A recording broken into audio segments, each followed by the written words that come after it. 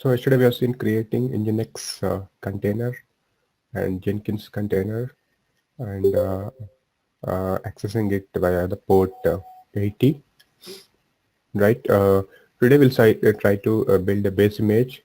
On top of that, customize some of the packages, install some of the packages, change some of the configurations, and then we create our own image, and then we'll try to push that image to Docker Hub. Okay, so we pull the image first.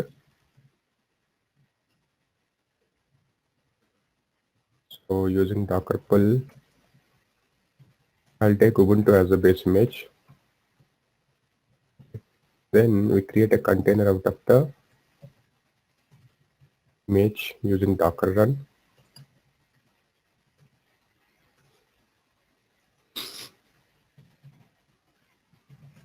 This will create a container. When container is created, then we log into the container. Yeah, by default it will be we log into the container, will be attached. Then we can perform some customization, right? Like installing the packages, configuring the application.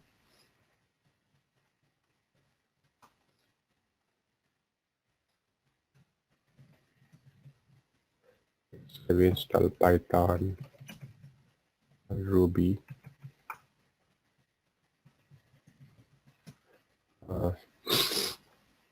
install HTTP Apache 2. These are the packages we install. So base image will not have all these things. We are installing on top of the container. Right now container has all these things. So now new layers will be created on top of the existing layer. Right. So for every installation there will be a new layer created. It will not touch the existing layers. So they will be read only. On top of that it creates the new layers. Right. Then we need to give this image to the customer or someone else, right? So how do we give the image? This is a container now. Now container has to be image. Container has to be converted into image.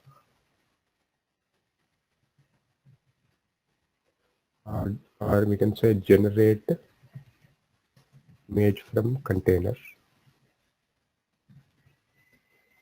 right? So once we generate the image from the container.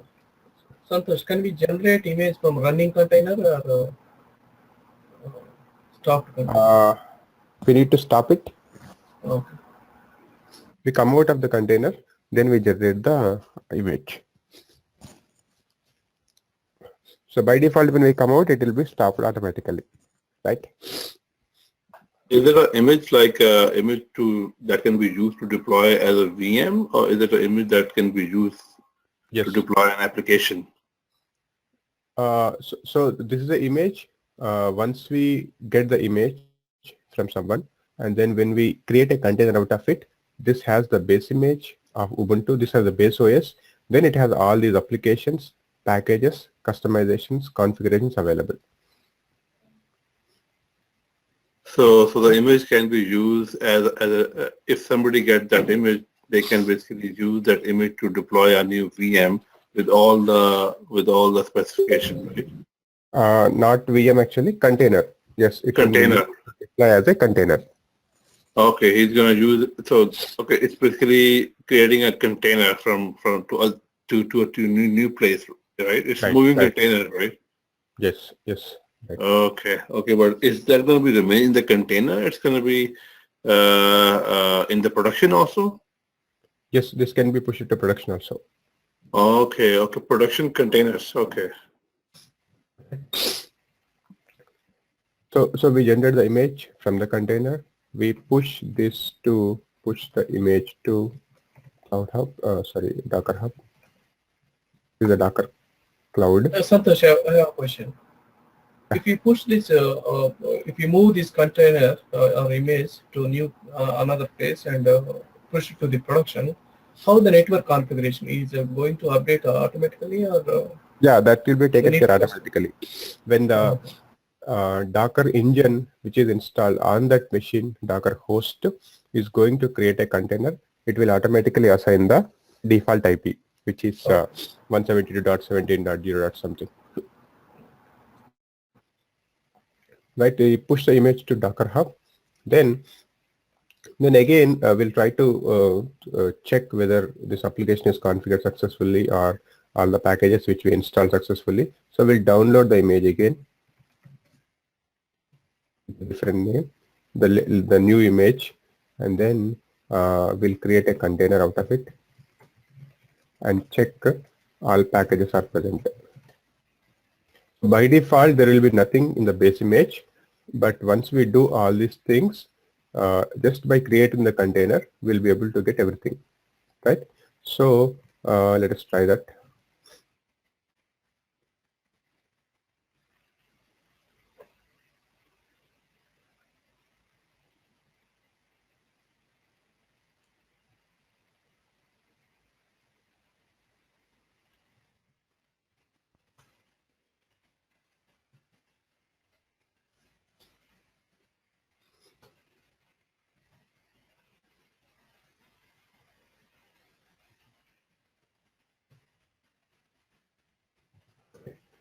So this is my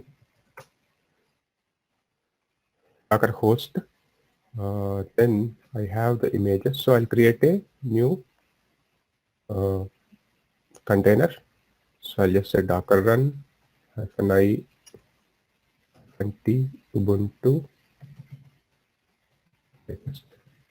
and I'll name it as Ubuntu 1.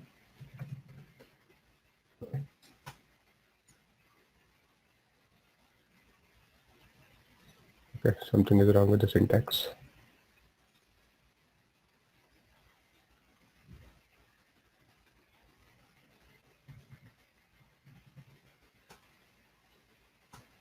So I'm inside the container. So this is Ubuntu container. Okay.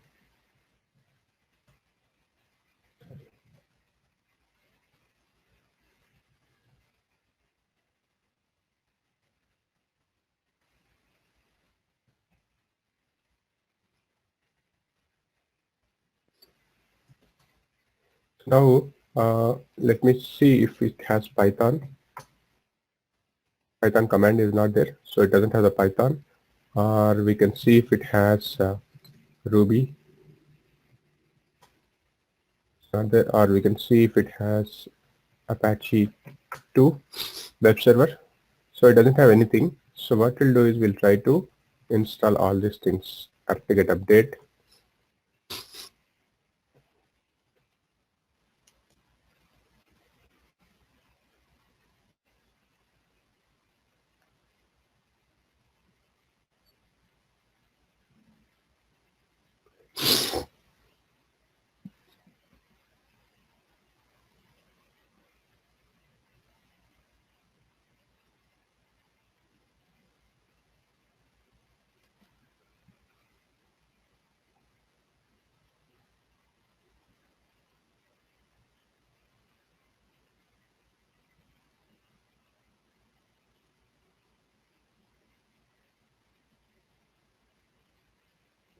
Okay.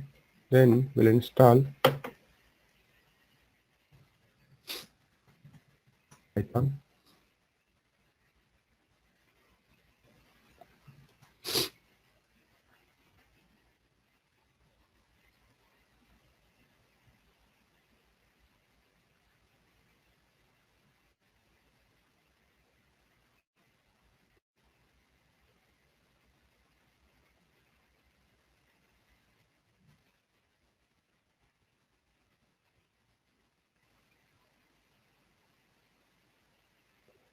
Okay. Then we'll install Ruby.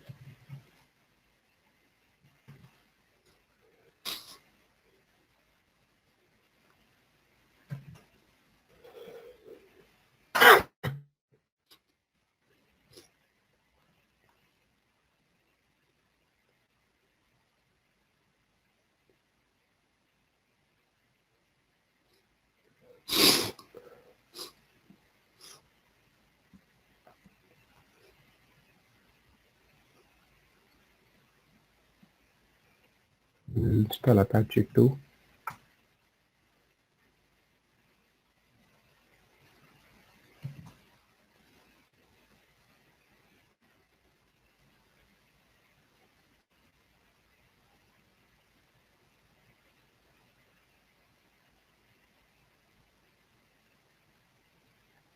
Santosh, what was the command to get into the container? Is it Docker SSH or name of the container? Docker run -i -t.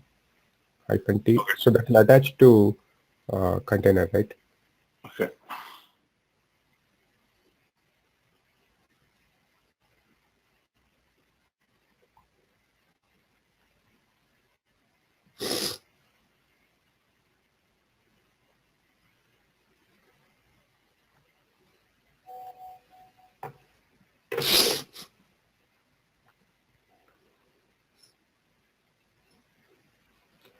Okay, so once everything is done, we'll exit from the container. Now the container is stopped. Now if I see Docker images or Docker ps-a, so there are a lot of containers. So out of which this is the one which we created. The name is Ubuntu 1, right? So this is a container, and from this we need to create the image. This is the container ID. From the container ID, we need to create the image which is customized, and then we'll upload this to the Docker hub. Okay, so there is a command to Santosh, you installed all software, right? Python, Ruby, Apache. yeah. You did not configure web server, right? Yeah, I didn't configure. So I mean, this is just to make sure if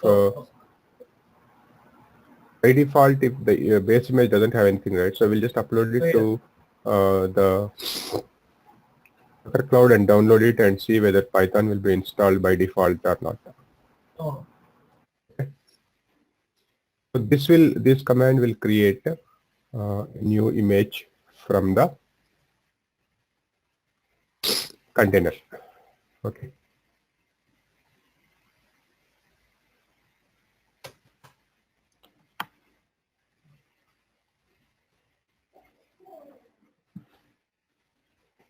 So Docker commit, I'll say Ubuntu custom image, and this is the author ID, and this is the container ID.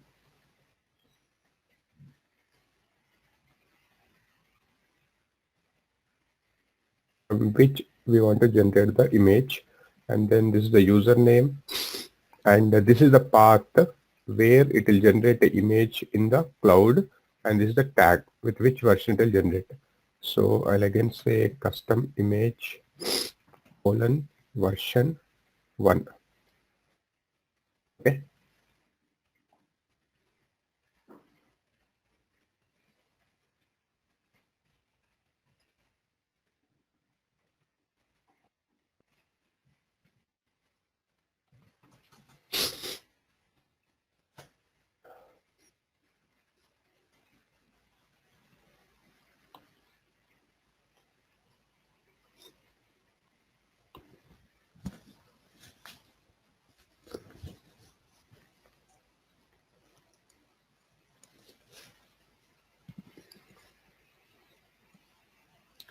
Okay, so this should have generated an image. If I see Docker images, I have a new image called this custom image with version 1.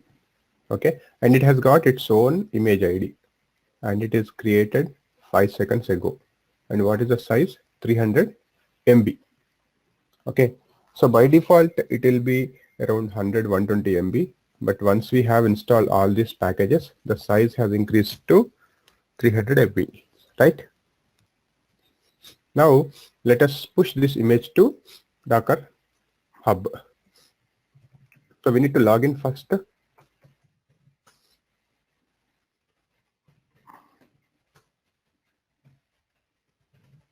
Provide the username and the password which we used while signing up, right? The same username and the password. Once this is done, we can push the image to Docker hub.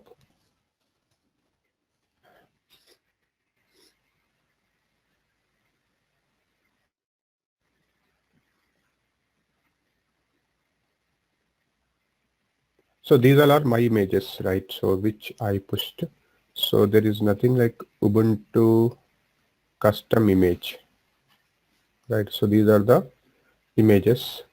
So we'll try to push a new image to this repository, right? So again, there is a command docker push. So this Santosh DevOps, this is your repository, right? This is, Yeah. Okay.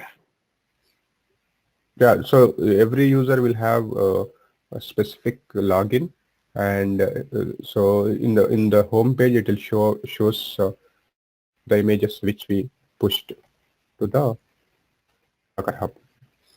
Anybody can push the images to Docker Hub, and they can provide the link so that anybody can download. Right. So Docker push and the username / and the image name. Ubuntu custom image and the version of the image we want to push. So I tagged it as V1. So we'll try to download this image.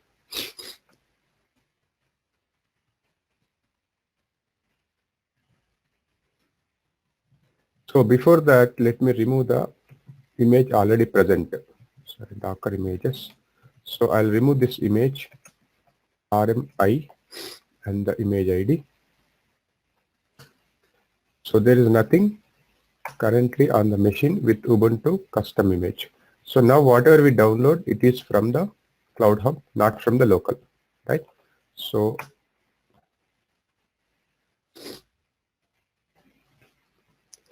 without it. Yeah. Okay, let me again create it. So we need to push it, then we need to remove from the local, then we need to download.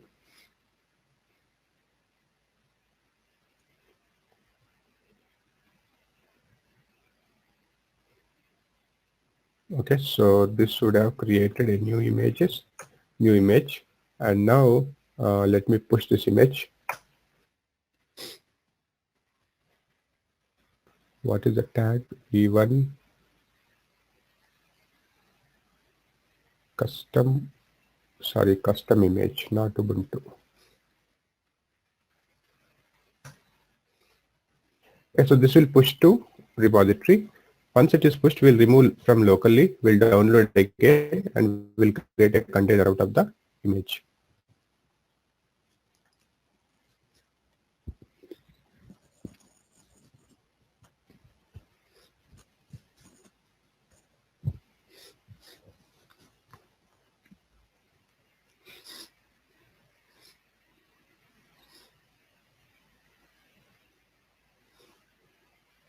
Okay.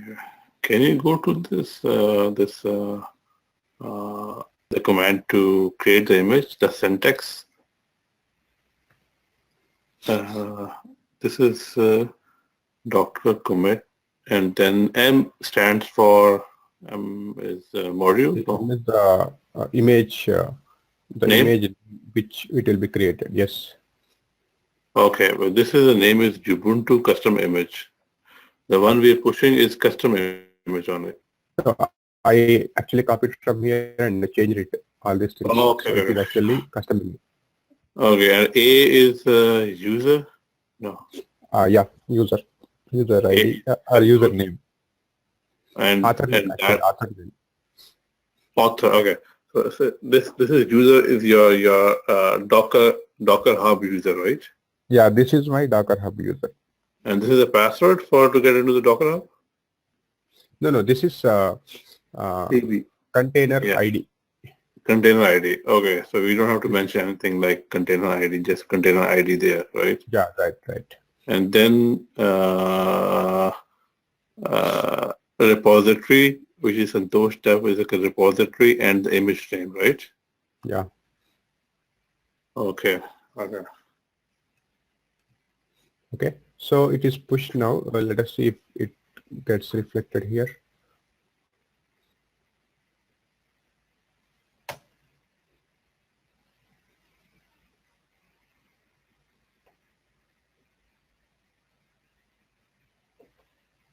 See, custom image is created.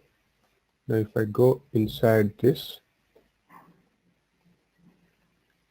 See, there is a description. This is how we pull the image, and there will be a tag associated with it, version 1.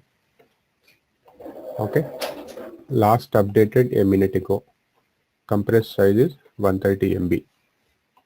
Okay. So first we'll remove the image from locally.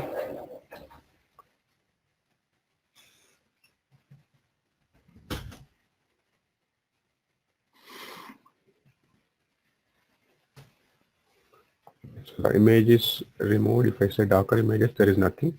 Now we'll try to pull the same command given here from Docker Cloud. So this will pull the image. Okay, I need to give the version.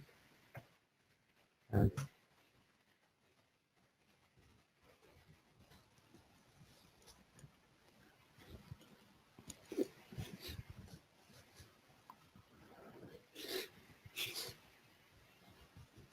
It's going to access the Docker Cloud on port 80. So port 80 outbound should be open, right? sorry.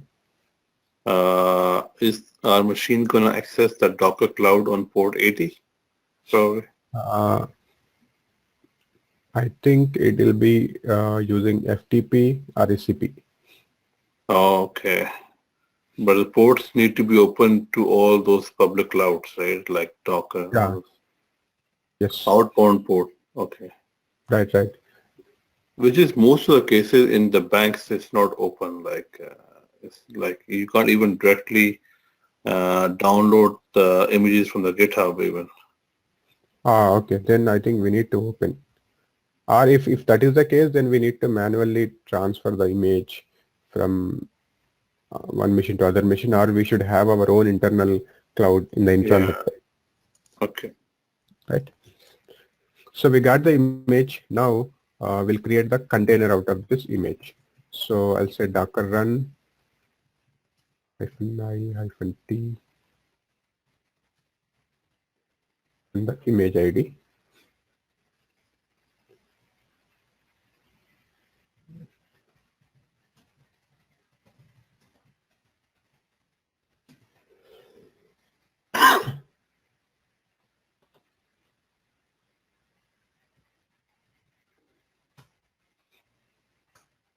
So a container is created. So by default, it should have Python, it should have Ruby, and it should also have Apache 2. See, earlier when you say Python, it says command not found. Now I'm inside the Python prompt, right? So did you give the run -int and then the complete path of the image, like Docker dot? Yeah, just the path. Okay. This whatever I think it works with this also. Simply if I give this path also, it works. Like how we said Docker run Ubuntu, it works, right? In the same way it works if I give this also. But this Santosh DevOps, this is your repository on the Docker Hub, right? Yeah. This is the username on the Docker Hub. This is how I stored actually on the Docker Hub. Oh, so you're accessing your container on the Docker Hub? Not container. I downloaded the image to local machine. Yeah. That is a customized image. From that, I created a container. Okay. So the container name is the same. Just okay. Yeah. Now, if I say, let us see if I have Ruby packages.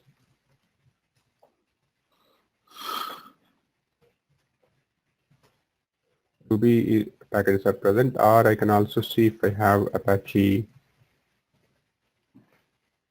packages, right? So we customized it. So we got everything, whatever we did for that image, right? So that image we used to customized image and we created a container out of it. And that container has all the customizations which we did, right? So here I just used only three packages, right? But in real time, there might be some hundreds of configurations which we have to do, right? So there is application and there are a lot of configurations and there are a lot of packages we need to install then application needs to be configured, some configuration files have to be modified, right?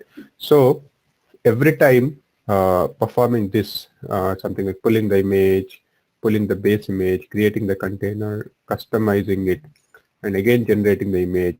For every modification, we have to follow entire procedure, right? So this is all kind of a manual way, right? So this can be automated using Dockerfile. So there is something called Dockerfile. So this is like if I write something in the Dockerfile, that will be automatically done, right? So something like first step is I took a base image. So here I'll take from Ubuntu, right? So this will get the base image from the Docker cloud. Then I can run the commands. So there are some keywords which Dockerfile uses. Using these keywords, we can automate the entire procedure, whatever we have done. Okay. So run apt-get update, run apt-get -y install Python, run apt-get -y install Ruby, run apt-get -y install Apache 2. Then whatever the commands we want to execute, that we can use this file to do it automatically. Now we don't have to do all this manually. We put everything inside a Docker file, and then we use this Docker file to build the image. So this will automatically download everything and it will create the image. So we don't have to create a container first. Then we have to log in. Then we need to perform all these steps. Then we need to upload. So that and all is automated using Dockerfile. So using Dockerfile, we can create, we can pull the image, we can do all customizations, and then we can get the build. So this is to build the customized image. Automated way of building customized image. Is this clear? Yeah, I think any are people using Docker for the Windows also or no? Yeah, people use Windows. For Windows also they use Docker. Okay, so let's say on the base is Linux, and in the Windows, and you have a container, Windows container kind of thing. Yes, we can have that. It talks to the kernel. On top of Windows, we can have a Linux container.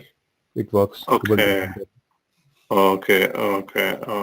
So let's say we can have application container, and that application container can be shipped and go to production same way, right? Right. Yes. Okay.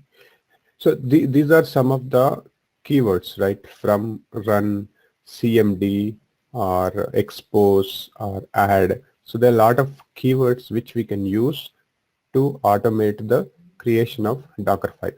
So let us say at one point of time, I want to expose a port, in the sense open a port. So there is something called expose 80. So this will expose the port 80. Right. So like that, let us say add. So I want to add a file from my host to the container. So this file will be copied to the container. Let us say something like one.sh, right? Then if I say run one.sh, so this one.sh will be executed. Any shell script or any Python script or anything can be executed, right? So there are a lot of keywords, copy and all. So to copy a file from source to the Docker host to Docker container. So this is basically for automating the entire process of creating the build, right? So let us say create a directory, test one. Under that, I created Docker file. So this starts with capital D and Docker file. This is something like automation. We also created Jenkins file, right, to do automation. So maintaining the infrastructure as the code. So here we have code to build a image, right? So similar way we have Docker file, and in the Docker file we can customize.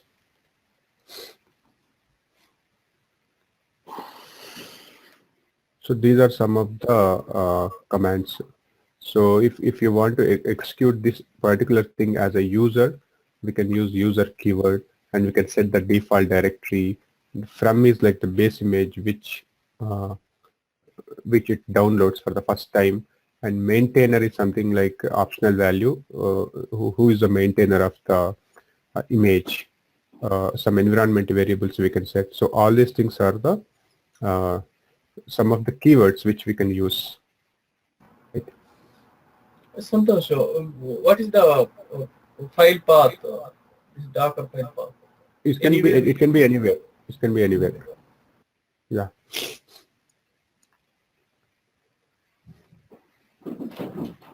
So what all the things it does, Dockerfile? We automated this entire thing, right? So basically it downloads the base image, it customizes it, right? And then it creates a container out of the base image. It does all the customization. Then it creates the image out of the container, and it will remove the old container, right? So these are the things which it performs, right? These 4 steps it will perform automatically, so that we don't have to create the container, download the image manually, create the container, log into the container, perform all these steps, right? So whatever we have done, we'll try with the Dockerfile. So I created a directory, Dockerfile, then I'll try to run something. So from Ubuntu latest, this maintainer is optional, not required. Then run apt-get update and apt-get install -y Ruby. It installs Ruby. Then I can write whatever the command I want. Sorry. Will this work, this command?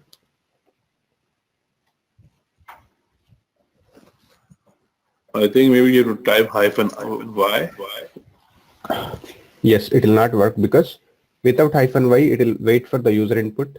So since we are Yes. automating, everything has to be automated. So all the commands have to be executed without manual intervention, right?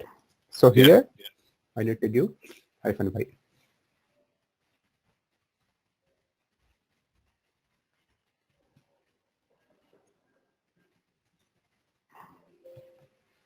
Then run apt-get install Apache 2.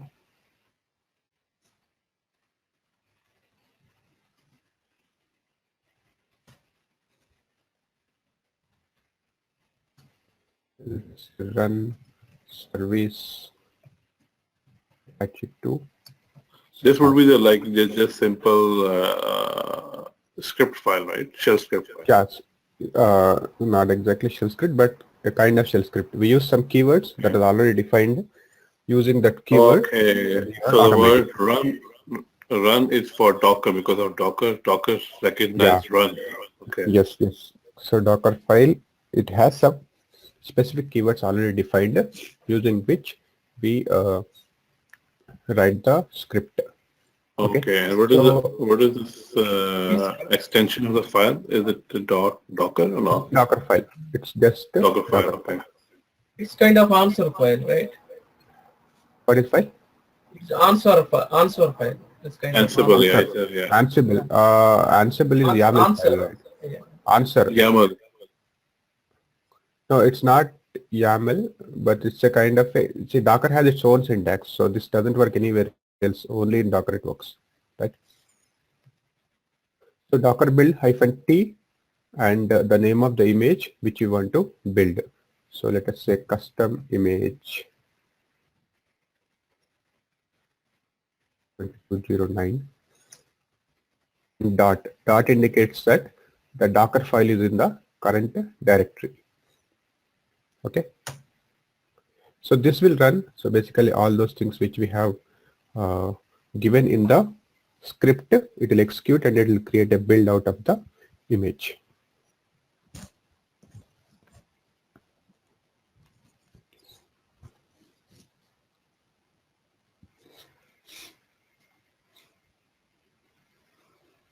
So whatever we were doing inside the container, we are basically trying to automate that stuff, right? Right. Yeah. Okay. So we are not automating pull the Docker as well, right? That part we haven't done that, right? Pull or push? You mean push?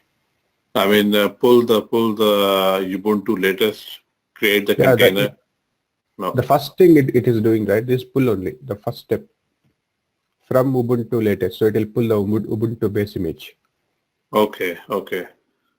So it's basically we're pulling it and creating a container first and then running the commands, right? Right. Right. Yes. Okay.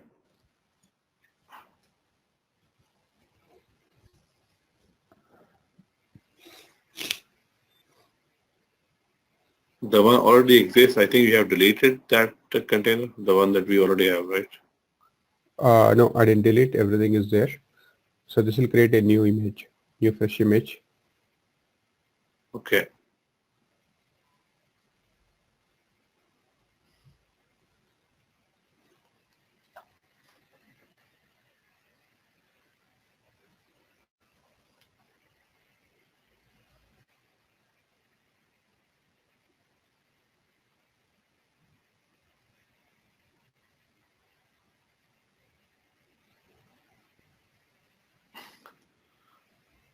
Remember we were discussing Salt yesterday?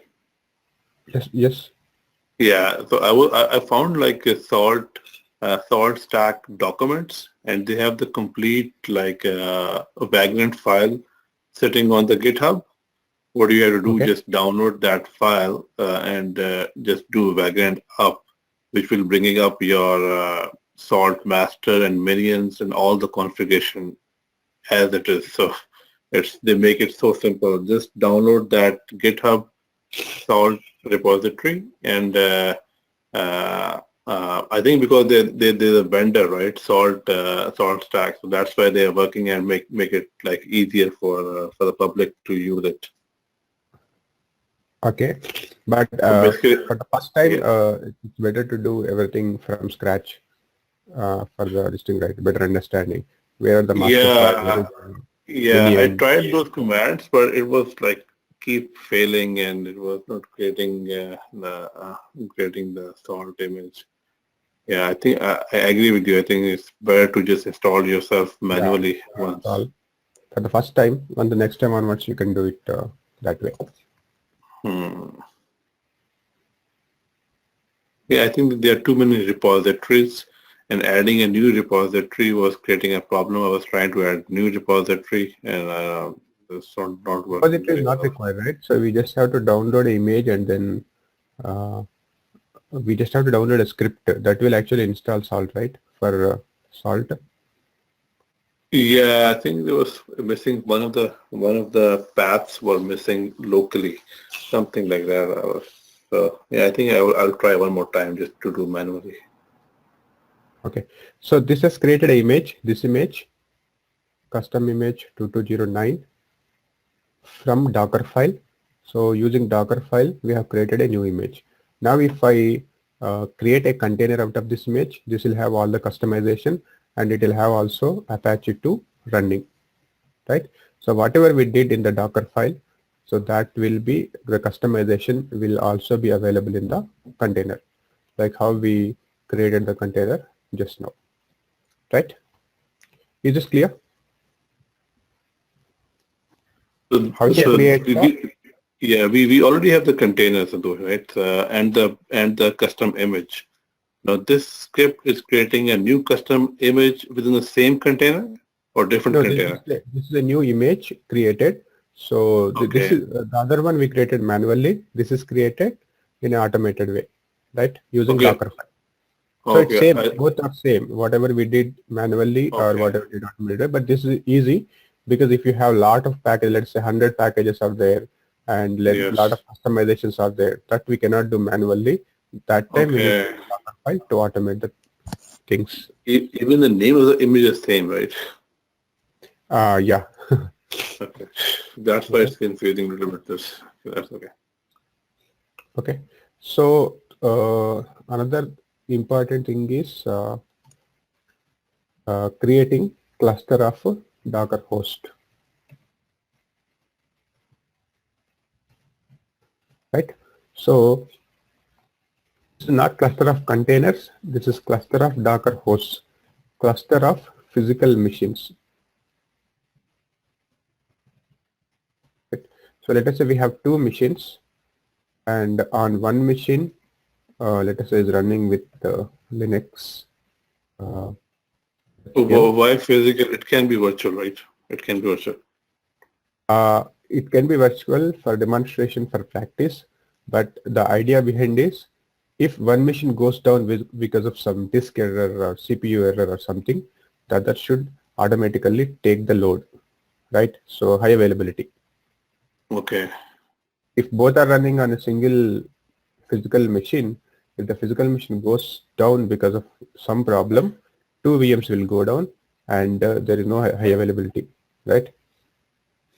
You can move. You can have one VM on one host, the other VM on the other host. Yeah, that's no. See again, if we are using Docker, we don't use VM ideally. Just for practice, we are using here. But what we do is on top of physical machine directly we install on top of OS we install Docker engine. So there is nothing else. So only Docker engine on top of the containers. There is no VM here.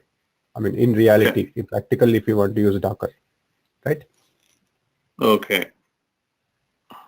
So because of any issue or any hardware error, any hardware maintenance or any problem, if the machine goes down, the incoming web traffic should be handled by the other node, and also it should be able to scale up based on the load. If the load is high, we should be able to create multiple containers to take the load, right? So for that we have.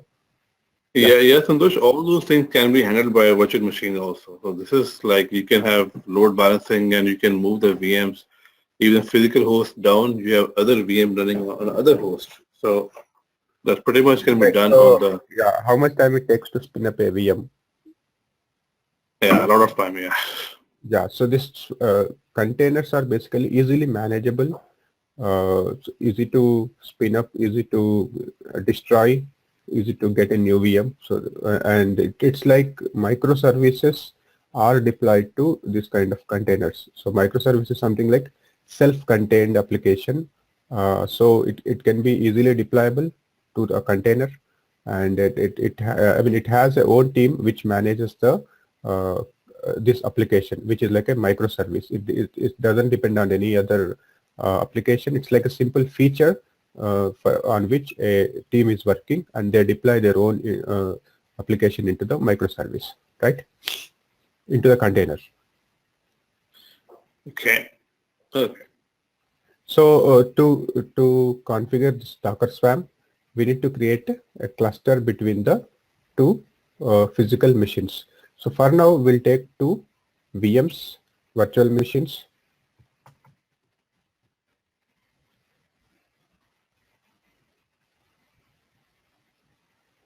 So this is one machine.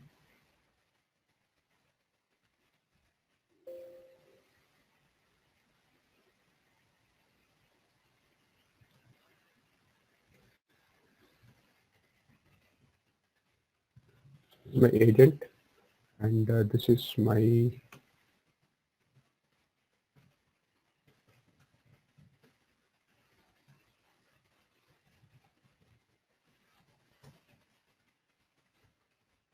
this is server 2.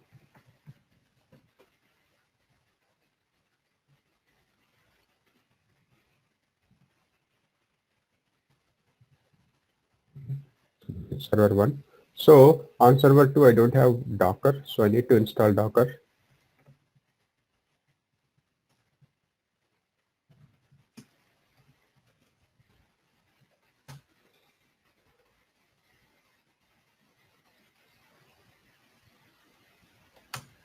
So I'm trying to set up Docker Swarm onto independent machines.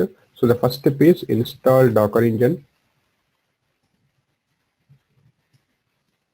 on two machines, two or more machines. We can have any number of machines. Okay. Then we need to create a cluster between two machines. So here, one machine is called manager node. The other is machine called worker node. So there are some commands to configure it. We need to execute something on the manager, and then we need to execute one more command on the worker that will create the communication between the manager node and the worker node, right? So let us say if I have one manager node and I have worker 1, worker 2, worker 3, 4 nodes. These all are 4 nodes. So we have to execute the commands on the manager to create the container. So manager will internally take care of checking the hardware resources, CPU resources, memory resources. So we don't have to tell like create a container on this node. Manager will automatically create the container based on the load, right? And if any of the worker node goes down, so these are our physical machines. If worker 3 has some disk error and it has gone down, the containers running on this machine will be automatically moved to other nodes. So manager does the job, right? And let us say I want to increase. I have a question. Manager node, does it host any containers? Only just it manages the nodes. It also has containers. Oh, okay. Okay. So, I mean, what happens if manager goes down? So there is also a way to automatically worker 1 or worker 2, any of the one node becoming manager, or manually we can make one of the node as the manager, right? So manager is the one is basically we interact with. So we just ask manager to create 10 containers for me. So he'll internally take care of creating. Let us say he creates 2 containers on this, 3 containers on this, 3 containers like that. Based on the load he'll create. And if any of the node goes down, a manager will take care to move the containers running on one node to all other nodes equally. So he distributes the load. And if any, let us say the incoming web traffic, so routing it to different containers and all that stuff, manager will take care. So there are containers which are also running on the manager, and we can also scale up based on the load, right? So there is something called Docker service command. So using Docker service command, we can scale up to n number of containers, right? This we'll see tomorrow.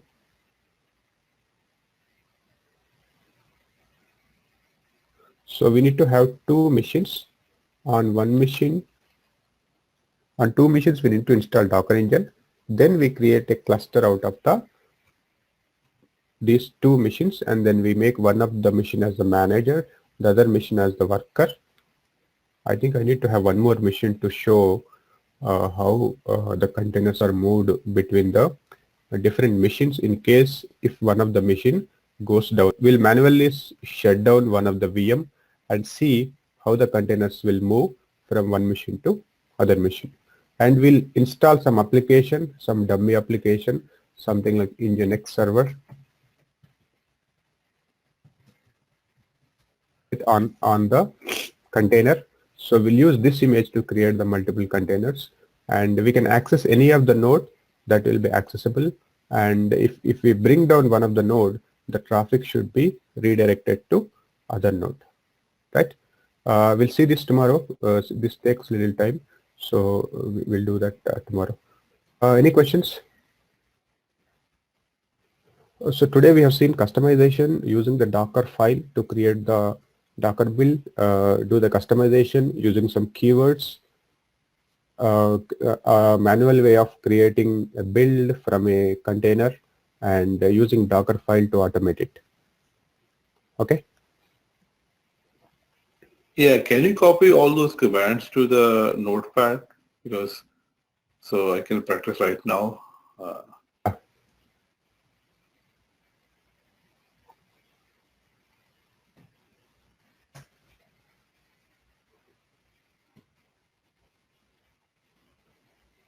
Okay. We'll stop here. We'll meet tomorrow. Give me 1 second to let me copy it. Give me 1 second. Sorry. Yeah.